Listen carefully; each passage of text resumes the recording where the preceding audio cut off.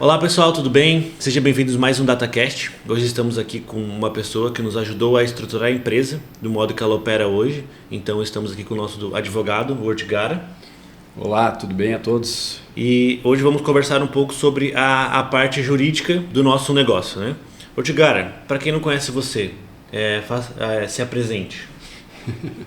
Muito bem, Gustavo. Primeiro que é um grande prazer, uma grande honra estar aqui com vocês. Para nós também. Contribuir assim um pouquinho com essas informações aqui, né?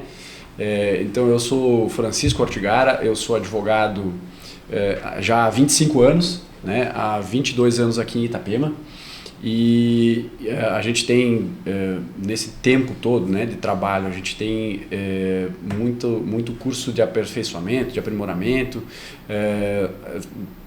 pós-graduação, enfim, e a própria experiência de mercado, né, de tempo de advocacia, que nos dá muita bagagem, muita experiência para entender do mercado imobiliário, né, desde as questões assim desde o início, né, de compra de imóveis, venda de imóveis, permuta de imóveis, né, até questões mais elaboradas como uma incorporação imobiliária, todos os efeitos, né, a própria incorporação imobiliária que teve agora recentemente mudanças na legislação, né. Então a gente, com base nessa estrutura de conhecimento, de experiência, a gente conseguiu aqui, junto com vocês, trazer um pouquinho de segurança, uma estruturação melhorada aqui para a empresa de vocês, né? Para o negócio. Isso, a gente, eu e o Eduardo, eu falo a gente, eu e o Eduardo, né? Somos técnicos, somos engenheiros civis, então a parte jurídica a gente não tem muito conhecimento, né? Exato. Então a gente precisa de pessoas qualificadas e preparadas para nos auxiliar. Isso. Até uma coisa que a gente estava conversando antes, né? De ter cada profissional em sua área, né? Exatamente. Então assim, quando a gente decidiu abrir a empresa, foi aonde você começou a atuar, né? Um conhecido em comum para a gente estruturar a empresa, né? Exatamente. Eu me recordo muito bem que você e o Eduardo estiveram no escritório já pensando, olha, a gente tem uma ideia, um sonho aqui de montar uma construtora. Eram dois engenheiros, tem um escritório de engenharia e aí idealizaram essa construtora. E eu me recordo na conversa a preocupação de vocês em fazer uma coisa muito bem estruturada, muito bem elaborada, né, pensada, com segurança, né, talvez os grandes diferenciais de mercado para já começar a empresa estruturada para poder estruturar os seus negócios, né, as suas obras, seus empreendimentos.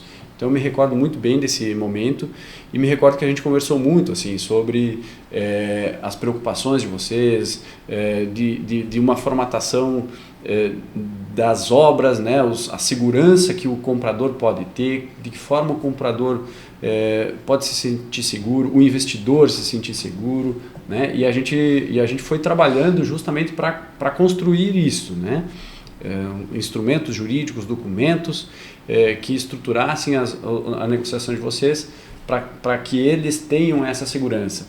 Eles e vocês como consultora, obviamente, né? Sim. Então hoje a gente começa a conversar já antes de uma permuta, né? Já começa a confirmar as documentações, o que precisa para regularizar o terreno, como é que faz, como é que não faz, porque até então eu não tinha conhecimento. Fui adquirindo conhecimento junto com a gente trabalhando junto, né? A construção a formatação disso, né?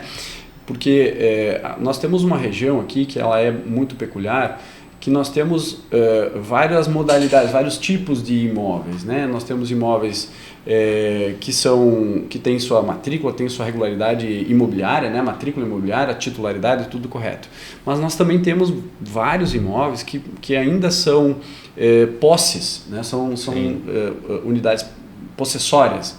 Nós temos também imóveis de marinha, né? Terrenos de marinha ou margem de rio. Né? Então, nós temos vários tipos de propriedade. E aí, a importância de analisar desde o começo, desde a tratativa da permuta. porque isso sim poderá impactar nos efeitos, né? O desdobramento daquele empreendimento pode ser afetado conforme esse ponto de partida aí que é a sustentação, o terreno, né? Aonde vai ser edificado. Hoje um grande X das questões que a gente entra em negociação de permuta é o tempo, né? Isso. E é difícil as pessoas entenderem o quanto tempo leva para fazer algumas regularizações, né? Pega ali, cada terreno tem sua especificidade, então tem terrenos que são muito mais rápidos, tem terrenos que demoram muito mais. Sem dúvida, porque a regularização desses imóveis, ele depende do poder público, né? Nós temos órgãos de poder público, desde municípios, secretarias de planejamento ou de gestão urbana, nós temos registros imobiliários, tabelionato, que isso tudo tem um tempo de acontecer. A própria legislação estabelece tempos de análise do documento, tempos né, tem situações que, por exemplo, precisa patrimônio da União, né? Serviço de patrimônio da União, você vai ter que ir lá, protocolar, o patrimônio da União tem um tempo para regularizar isso, tem um tempo para analisar, então isso tudo alonga essa negociação, né? E é importante realmente, desde este ponto, a regularidade do terreno para que todo o desdobramento seguinte, que é o processo de incorporação imobiliária, ele já saia perfeito, ele já saia correto. Essa é uma grande questão, porque isso transmite a segurança. É um dos meios de se transmitir a segurança. Quando o adquirente da unidade futura lá, ele vai verificar, ele vai constatar essa obra, essa unidade que ele está adquirindo, ele vai ter que checar essa documentação. Isso faz parte, né? É uma premissa de quem vai adquirir algum imóvel, olhar o que está adquirindo. E isso, quando a gente já parte com esse início aqui organizado, toda a sequência ela já será organizada também. Sim. A parte que a gente transmite bastante, que é um dos nossos pilares, é a transparência, né? Então a gente entra ali com parceria com os corretores, pede CND, contrato do documento dos sócios, contrato social e tudo. Então a gente já tem tudo isso pronto para já dar segurança para o cliente. Porque a gente não tem muito o que ficar escondendo. Porque antigamente até tu conseguia esconder, mas hoje, se botar um nome lá no Google, sem dúvida, já aparece tudo que a pessoa quer saber. É muito acessível, né? As informações estão muito fáceis, né? Muito próximas. E também, né, Gustavo, é importante a gente destacar, assim, existe uma preocupação, sempre houve uma preocupação da consultora, dos sócios e da equipe, de trazer, junto com essa estruturação de documentos, uma estruturação da forma de construir, de que forma eu construo, de que forma eu vou empreender com segurança, de que forma eu posso empreender para que a empresa tenha solidez e para que aquele empreendimento tenha solidez. Então a gente também sugeriu e foi muito bem acatado assim, algumas alternativas. A gente pode dizer, por exemplo, da sociedade de propósito específico, que é uma forma assim, usual agora já, né, mais recente assim, mas usual de edificar, né, o que significa sociedade de propósito específico. Que é a SPE, né? Que é a SPE, a famosa SPE. Uma determinada obra, ela recebe ela se reveste com uma pessoa jurídica própria e específica. Então, é aberta uma empresa, né, para aquela obra. Nesta empresa, ela tem um prazo determinado, ela tem um tempo de existência determinado, que é justamente o tempo da obra. Então ela inicia com o processo de permuta, com a permuta do imóvel, né? Se forma essa sociedade entre o permutante e a construtora, ou os permutantes, né, e a construtora, e nessa sociedade que se forma, uma parte que é a construtora entra com o seu conhecimento, com o empreendimento, né? Ela vai ter a técnica de construir, a técnica de gerir aquela obra e a parte comercial dessa obra, a venda das unidades. E por outro lado, nós temos o permutante, que é o terranista, que a gente chama, que é o proprietário do terreno, que ele participa desse empreendimento com a base, né? Com o terreno, com a área. e terminada essa obra, terminado esse empreendimento, essa SP ela simplesmente encerra suas atividades, ela não tem mais razão de existir. Por isso que ela tem um propósito específico. Sim. Né? Ela é uma sociedade com aquela finalidade. Tem uma validade. Exatamente.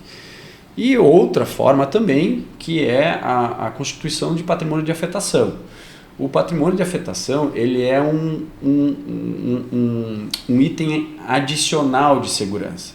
Por quê? Porque o patrimônio de afetação ele significa o seguinte, além de ter uma sociedade com aquele propósito específico, com aquela finalidade específica, toda a contabilidade dessa obra, toda a negociação, os recebíveis, as despesas, créditos e débitos, os contratos, eles ficam vinculados naquela obra.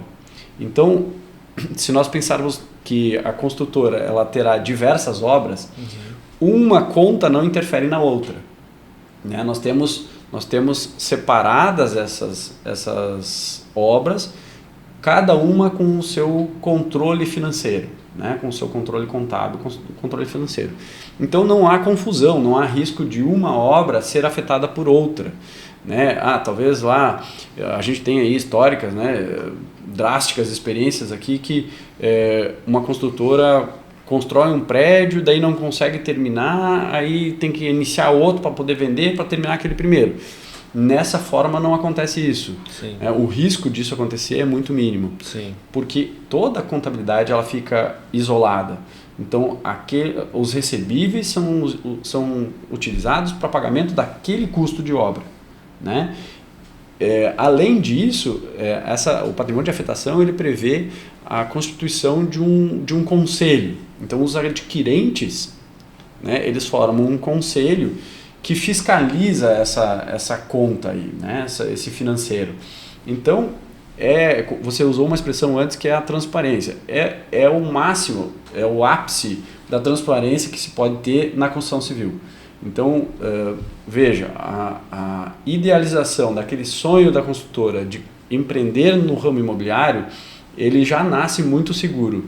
Seja com a ideia de transformar uma obra numa sociedade específica, seja de isolar esta obra com o seu caixa, né, financeiro, recebível e receita e despesa isolado para que aquilo ali aconteça efetivamente. Sim. Então, isso é muito importante e eu acho que são destaques que a gente tem que ter na empresa de vocês, né? Como a gente já tem o escritório de engenharia, ele já atuava antes, a gente trabalhou em algumas construtoras que, como você comentou, lançavam uma obra para pagar a outra, porque era um CNPJ só. Isso. E como é que tu faz a gestão desse recurso? Exatamente. Entrando 80 clientes, 100 clientes, 40 de uma obra, 60 de outra obra. Como é que você faz a gestão desse recurso que só os 40 são para uma obra, os outros não... Exatamente. Assim, fica uma confusão muito grande. Muito. Então, desde quando a gente começou a conversa, a gente não entendia isso, mas era o que a gente queria fazer já. Era assim, cada obra ela tem que, no mínimo, se pagar. Claro. No mínimo. Sem dúvida. Se ela não se pagar, a gente fez alguma coisa de errado. Exatamente. Então, a gente já tinha a ideia de cada obra ter a sua conta no banco, cada obra ter a alocação do seu recurso. Tudo separado. Tudo separado. Então, quando a gente conversou e você explicou pra gente essa ideia, pra nós encaixou como uma luva. Claro. Porque a gente já é um custo a mais, mas a gente tem o benefício fiscal também depois lá do patrimônio de afetação. Além disso, do RET, né? A gente exatamente. tem esse benefício. Sim. Então, para nós é muito bom e acaba trazendo um pouco de segurança para o cliente. Né? Traz muita segurança. Né? São soluções legais, né? São soluções jurídicas legais que existem na nossa legislação, no nosso meio, e que existem justamente para trazer essa segurança, essa transparência. Então, eu acho que a empresa ela tem muita felicidade, muita sorte de empreender com esse sentido. É justamente para isso, Gustavo. O centro de custos ou o patrimônio de afetação ele fica isolado para que aquela obra aconteça. E tem um fator muito importante aqui que eu acho que quando você isola essa obra, quando você concentra o recebível com a despesa dentro dessa obra, fica muito fácil para a construtora gerir o custo. Com certeza. Você identificar o preço de mercado, porque o custo da tua obra é o que vai refletir no preço do apartamento. Com certeza. Né? Então, quando você demonstra isso para o cliente, que você tem um patrimônio de afetação, que isso está fiscalizado, que ele vai participar da fiscalização disso, vai ser muito transparente, ele consegue enxergar Sim. que aquele preço que ele está pagando é compatível com o custo da obra. Com certeza. Você entende? Sim. Então, a formatação dessa obra, ela já parte... Olha como é interessante isso. Nós já partimos com o terreno formatado. Sim. O terreno... ele entra dentro de uma sociedade com um propósito determinado, específico. Toda a obra ela é concebida dentro de um centro de custo. Então, fica muito fácil para o adquirente enxergar que ele está participando de um empreendimento, ele está adquirindo uma parte desse empreendimento, que ele enxerga o custo, ele enxerga a documentação, ele enxerga que o dinheiro que ele paga vai ser revertido para a própria obra. Né? Ele consegue ver isso na prática e nos papéis. E nos documentos, exatamente. Então é muito seguro para ele. Né? Foi onde o ápice da segurança, igual tu comentou, né? Exatamente. Como a gente não tem hoje, a gente sabe que a nossa região é um pouco peculiar pelas questões que já aconteceram, então a gente acaba se encaixando como uma consultora nova, Sim. mas a gente está passando pelo processo de daqui a um tempo já não vai ser mais a primeira obra e tudo mais. Sem dúvida. Então, e a gente vai continuar com essa filosofia. Não é porque a gente já tem obra pronta que a gente vai deixar de fazer. E essa segurança, Gustavo, ela traz um outro elemento muito importante que também reflete na segurança da construtora. Porque ao passo que o adquirente ele enxerga esses números, ele tem segurança no pagamento que ele faz. Sim. Então, a probabilidade de ele ter uma inadimplência de pagamento, porque ele está suspeitando da obra, porque ele está suspeitando que não vai acontecer, ela é muito mínima. Sim. Né? Então, claramente isso traz segurança também para a construtora. A construtora tem segurança que ela vai vender e que ela vai receber. Porque não tem razão, não tem motivo para que isso não aconteça, porque ela está mostrando para o adquirente o que ela está recebendo e onde ela está aplicando o dinheiro. Sim. Então, veja que as duas partes se complementam, né?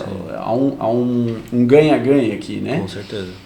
Muito bem. E uma coisa interessante também, como tem essas SPS e tudo mais, nenhuma obra interfere positivamente e negativamente. Sem dúvida. Então uma não afeta na outra. Ela fica blindada. Pode acontecer uma coisa até em relação à Data 3 também. Porque a Data 3 é um CNPJ. Sim. E a gente tem o Wonder e o Hyde são CNPJs independentes. Sem dúvida. Então, qualquer coisa que aconteça não afeta. Não afeta os demais. Isso também é importante salientar, porque para o cliente ele não vai ter nenhum problema, né? Não tenha dúvida. A gente fez questão, inclusive, né, Gustavo,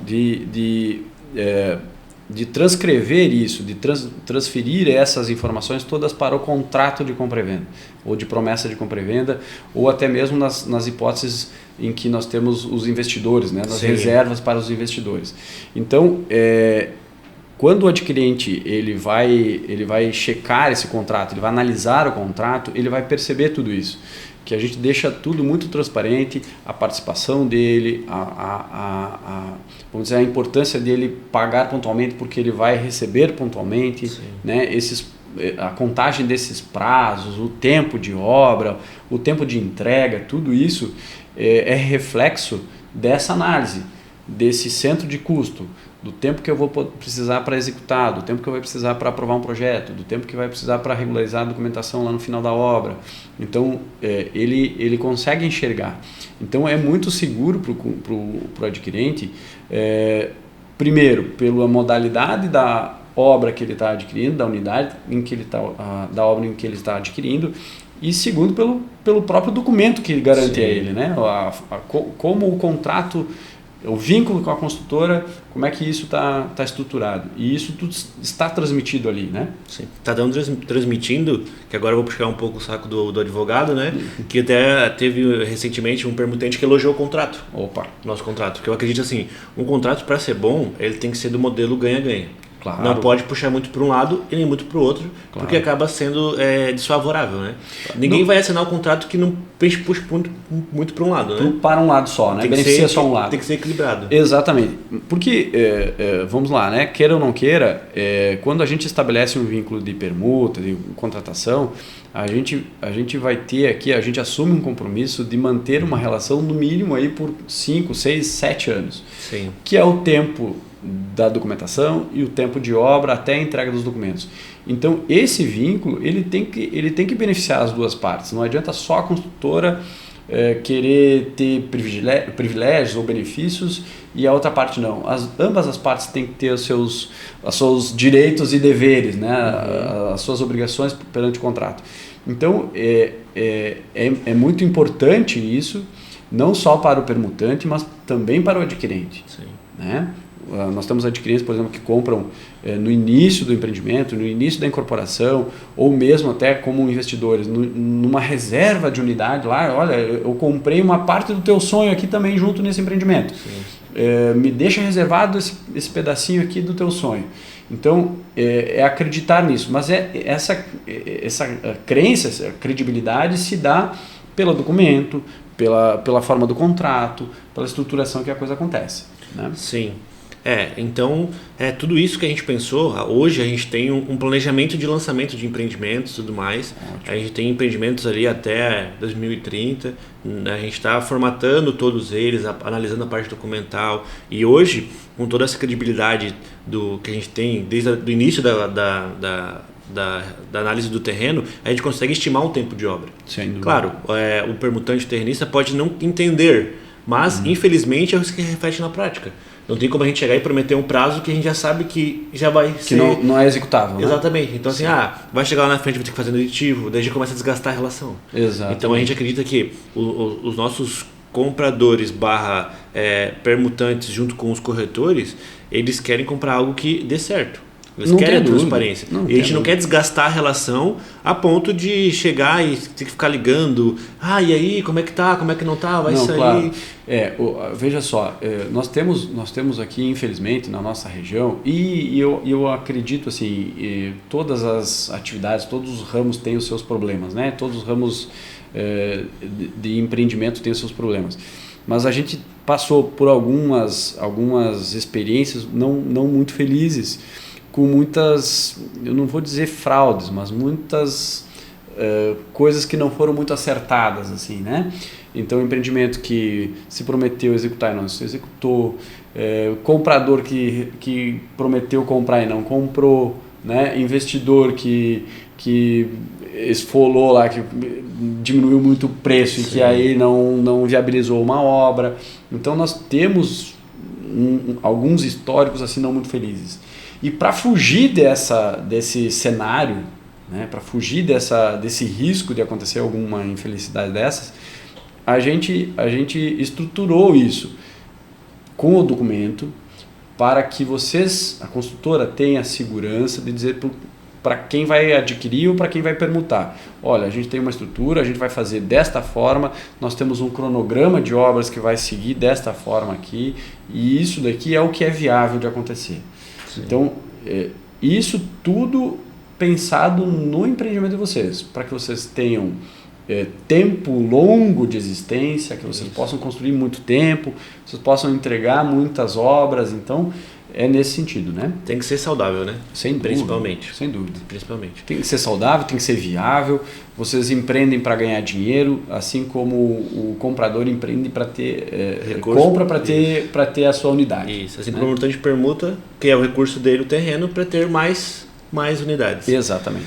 Ortigara, queria te agradecer muito. Que é isso. Vamos encerrando aqui. Mas vamos marcar outros, que a gente tem assunto para algumas horas. A gente está sempre aberto para que puder contribuir com vocês aí. Te agradeço, vamos continuar nossa parceria firme e forte. Tá? Opa, igualmente. E pessoal, Peço para vocês acompanharem a gente nas redes sociais. Esse é mais um episódio do DataCast. No Instagram a gente está fazendo um trabalho bem bacana. Então, peço que vocês nos acompanhem e fiquem por dentro das novidades. Obrigado.